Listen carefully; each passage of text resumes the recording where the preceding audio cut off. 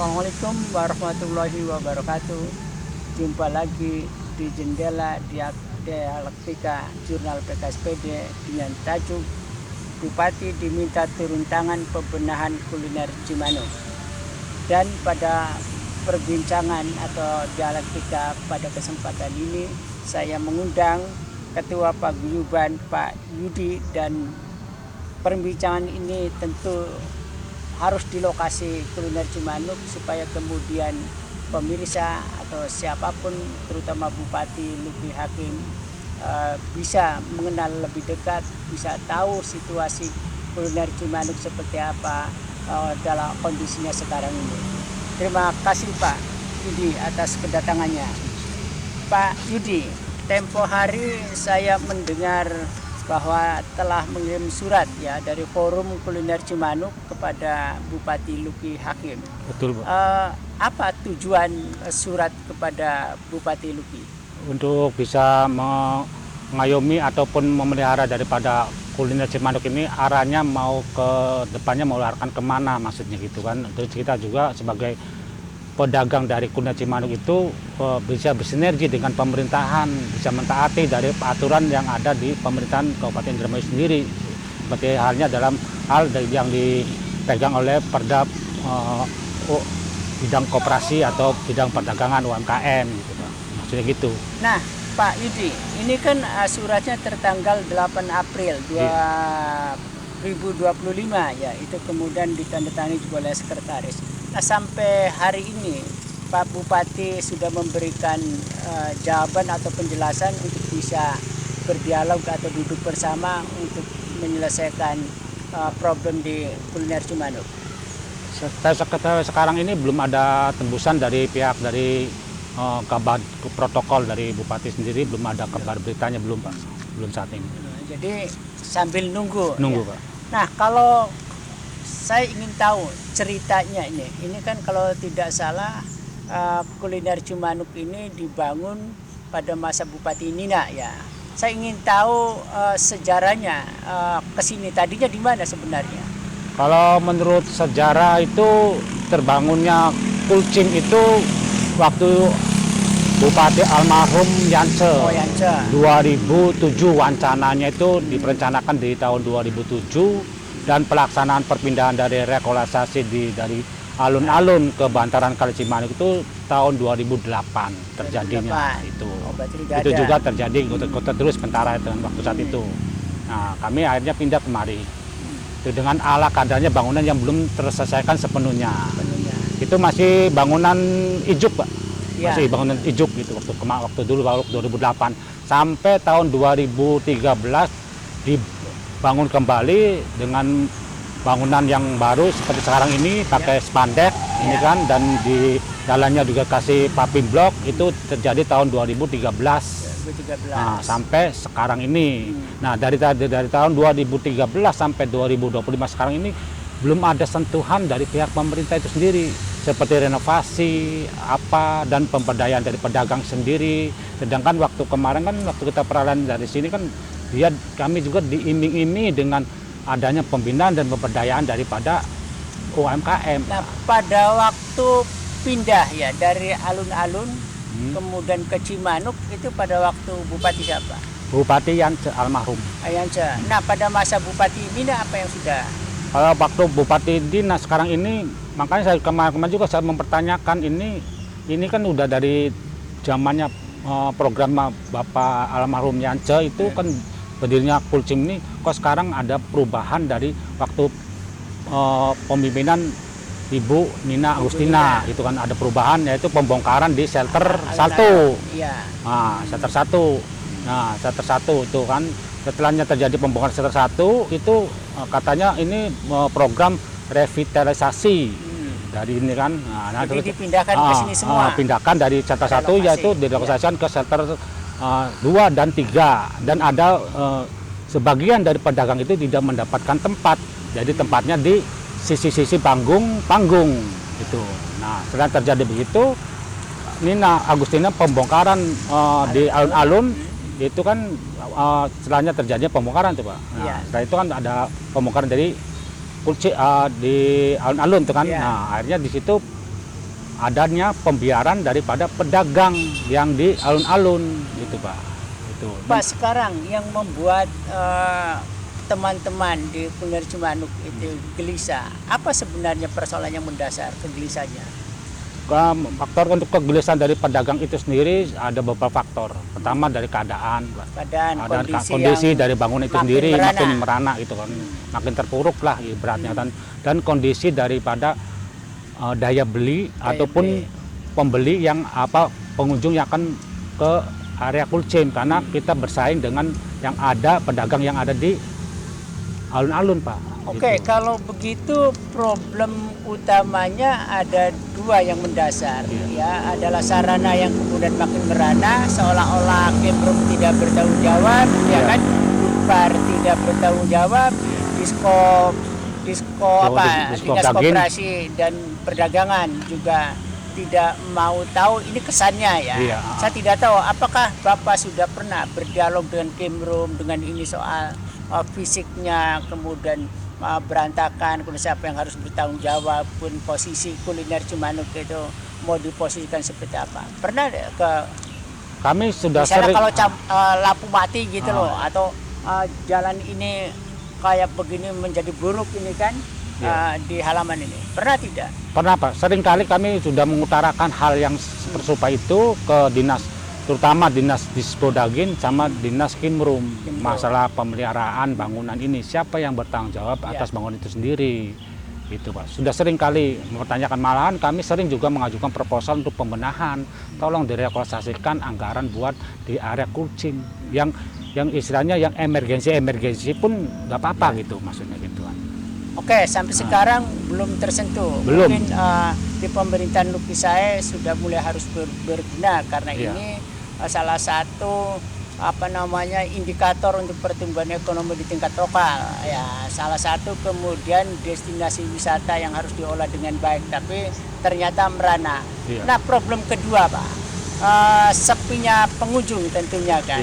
Nah, Bapak tadi menunjukkan bahwa alun-alun sekarang dibuka, kemudian pedagangnya pindah ke sana, ke alun-alun ini kan, ke alun-alun Indramayu, bukan lagi alun-alun Puspa Wangi ya.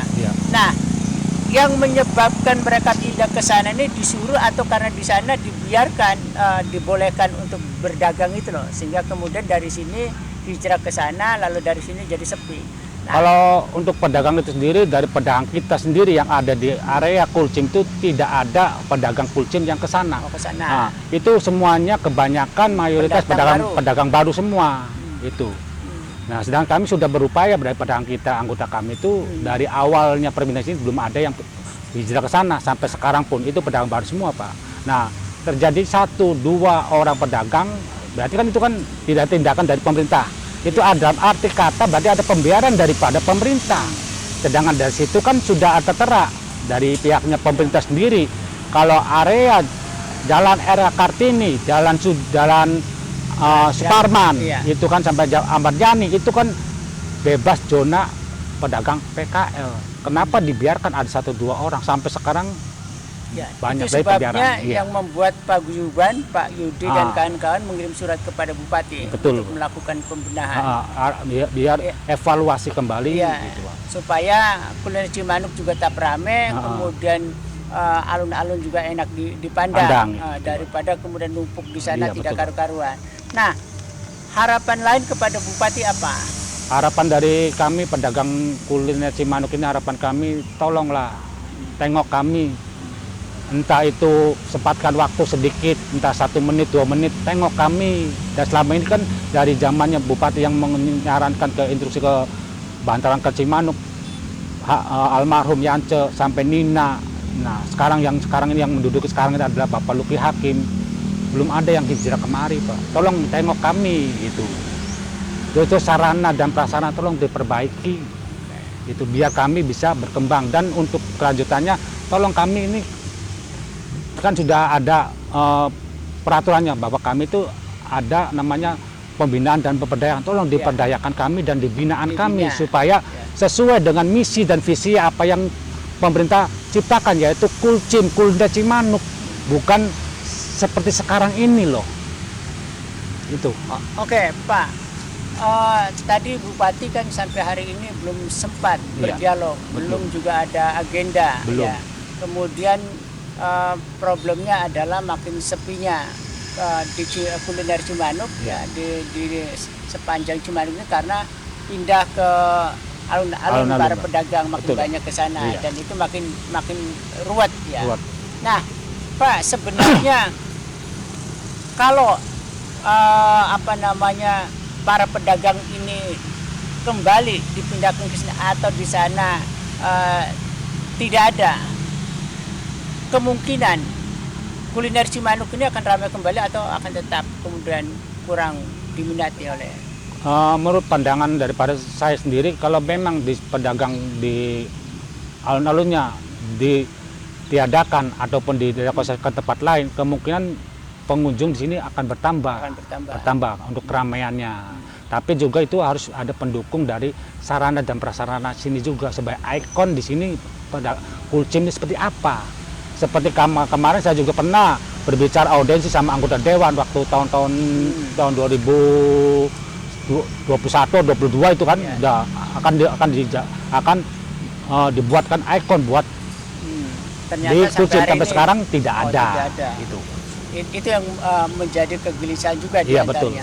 Pak, sebelum tadi saya kesini kemudian ngobrol bahwa di kuliner Cimanuk prasarana ini kan kemudian gratis ya, Betul, kan gratis, betul. Nah, tapi tidak ada yang bertanggung jawab. Iya, betul. Ini kan salah satu sumber PAD kalau Bupati Luki mau melakukan pembenahan terhadap sarana ini. Nah, jika kemudian setelah dilakukan renovasi atau revitalisasi atau apapun namanya, bahwa kuliner Cimanuk harus bangkit kembali karena itu punya kontribusi terhadap pertumbuhan ekonomi minimal ke PAD meskipun kecil. Iya. Nah, apakah teman-teman di kuliner Cimanuk, jika ini dilakukan pembenahan oleh Luki Saeb, pemerintahan yang baru ini, kemudian ada dikenakan kontribusi terhadap PAD, misalnya supaya sama-sama tumbuh, sama-sama berjalan, apakah teman-teman di kuliner Cimanuk keberatan atau tetap menuntut bahwa harus gratis? Itu juga waktu kemarin kami itu audiensi sama anggota dewan, saya siap dikenakan kontribusi gitu, biar kami sama pemerintah ada feedback satu sama lainnya untuk perkembangan daripada area Kulcim sendiri dan pendapatan daerah itu sendiri. Sudah siap, kami sudah. Oke, kalau kesadaran itu sudah dibangun, itu kan berarti bagus, tinggal kemudian kebijakan pemerintahan baru Luki Saeb untuk membenahi Kulcim atau kuliner Cimanuk. Nah, apa yang ingin diharapkan atau ingin disampaikan kepada Bupati? Karena surat ini kan sudah dikirim. Iya, betul, Pak. Nah, berapa poin yang hendak disampaikan kepada Bupati untuk dalam hal masalah surat yang kami sampaikan ke Bupati itu ada 5 poin yang kami sampaikan. Dalam itu kan satu masalah talang sarana kan, itu kan talang. Nah, keduanya masalah saluran air pembuangan limbah dari pedagang itu sendiri sekarang sudah tidak bisa terpakai lagi. Sekarang itu kebanyakan pedagang sekarang langsung dialirkan ke sungai. Itu. Ketiganya yaitu masalah panggung keong yang sudah terbengkalai yang ada di belakang kita ini, mau diapain? Itu juga saya udah ngajuin ke proposal ke, termasuk panggung apung yang 15 miliar dikorup, nggak ada. Iya, sama itu juga. Terus juga kan tindakan daripada Kimrum juga gimana, saya juga mengajukan proposal ke Kimrum juga. Itu. Terus ketiganya masalah sarana perparkiran yang sudah rusak, Pak. Dan juga masalah pembuangan air yang ada di parkiran ini itu belum tidak begitu lancar, Pak. Gitu. Yang kelimanya yaitu masalah program revitalisasi yang tahun kemarin yang dipegang dipegang oleh Bupati Nina Agustina dan dimandatkan ke Kimrum dan dijatuhkan ke Dispodagin. Ini kelanjutannya seperti apa loh? Apa dilanjutkan apa enggak gitu kan? Saya ingin tahu keterangan kejelasannya itu. Pak, ini yang terakhir. Pemerintahan Nina dan sebelumnya ini kan sudah ada. Ya, betul Pak. Pembinaannya seperti apa? Atau apakah pernah dibina secara manajemen, kemudian ada bantuan modal kerja pinjaman yang lunak gitu? Ada tidak dinikmati oleh teman-teman? Ya saya bilang Termasuk itu pembinaan manajemen bagaimana kemudian harus memberikan senyuman terhadap para pelanggan, termasuk juga bagaimana menjaga kualitas, bagaimana menjaga areal itu kebersihan supaya kemudian berminat untuk datang. kalau masalah pembinaan itu dari Dispodagin sedikitnya ada Pak. Tapi cuma dia ditekankan dengan aturan dan aturan yang kita dapatkan gitu Pak. Aturan seperti apa? Aturan yang tertera seperti penataan bangku, terus penataan masalah kebersihan sudah ada itu sudah. Tapi masalah untuk pembicaraan masalah bantuan itu alhamdulillah sampai detik itu pun kami belum pernah sesen pun menerima. Belum. Dan memang diharapkan atau ingin mandiri. Maksudnya begini, ada banyak orang termasuk teman-teman yang bergerak di bidang UMKM berharap pada bantuan pemerintah, ya kan? Masuk pemerintah daerah lah. Iya. Tapi sebagian juga tidak memberikan bantuan. Kalau saya melihat yang lebih baik adalah ketidaktergantungan pada pemerintah, bantuan-bantuan itu sehingga bisa membuktikan, bisa berdaya, pertumbuhan ekonomi juga bisa jelas. Nah, pilihannya apa? Kalau Tetap kami berharap bantuan atau kami juga sudah berkoordinasi sama pedagang, sama pengurus daripada paguyuban ini sendiri. Keinginan kami adalah mandiri. Seandainya dari pihaknya pemerintah itu sendiri mau sumbangsi memberi bantuan, kami juga menerima. Tapi intisarinya kami ingin mandiri dengan satu hal pegangannya, apa yang ada sumber daya yang ada di Kulcim, kami yang mengelola, biar kami bisa mandiri sendiri gitu. Seperti halnya sarana parkir, ya kan, lampu mati, terus panggung keong kita aktifkan, ya kan, terus sarana yang ada di depan, yang seperti yang saya tadi arahnya mau kemana, bisa tidak ada ketentuan, saya akan buat pemasukan buat paguyuban biar kami tidak meminta atau meminta sesuatu kepada pemerintahan, biar kami bisa mandiri dengan apa yang ada di Kulcim, sarana dan prasarana ini. Terutama para pedagang di sana harus kembali kepada tempat di sini lah. Ya. Apalagi Pak yang mau disampaikan kepada Bupati? Ya sementara ini hanya segitu aja Pak. Oke. Terima kasih Pak Yudi, dan ini perlu dicatat bahwa kebijakan pemerintah Lukisai mestinya menjadi perhatian yang sangat serius karena kuliner Cimanuk bagaimanapun juga sebagai salah satu indikator pertumbuhan ekonomi di tingkat lokal, dan kalau ini dibenahi maka kemudian teman-teman atau kuliner Cimanuk tidak keberatan untuk memberikan kontribusi kepada PAD. Tetapi kejelasan ini sampai hari ini belum mendapat jawaban dari Bupati, dan mungkin karena Bupati cukup sibuk. Tetapi sekali lagi bahwa kuliner Cimanuk sebenarnya punya prospek yang cukup bagus sebagai pertumbuhan ekonomi, kemudian harus ditata, harus dibenahi, termasuk di tempat-tempat lain sehingga tidak menjadi tempat yang kumuh, misalnya di SC, di sekitar Wisma Haji, kemudian di lain-lain. Dan pemerintahan Lukisai masih harus menanggung beban dari kerusakan-kerusakan masa lalu, termasuk bagaimana harus segera mengambil langkah yang strategis untuk melakukan pembenahan atau beberes Indramayu. Kalau hanya slogan, hanya retorika, kemudian hanya mimpi-mimpi yang dilontarkan atau digaungkan oleh pemerintah daerah, maka realitasnya itu tidak akan menjadi nyata dan beberes Indramayu hanya berubah di atas angin.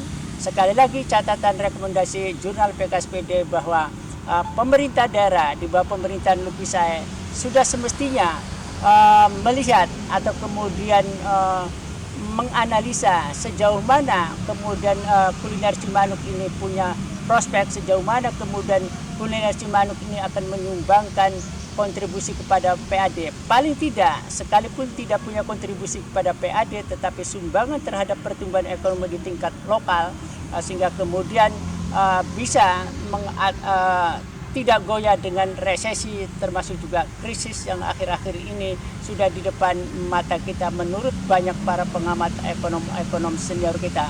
Terima kasih. Wassalamualaikum warahmatullahi wabarakatuh. Waalaikumsalam warahmatullahi wabarakatuh.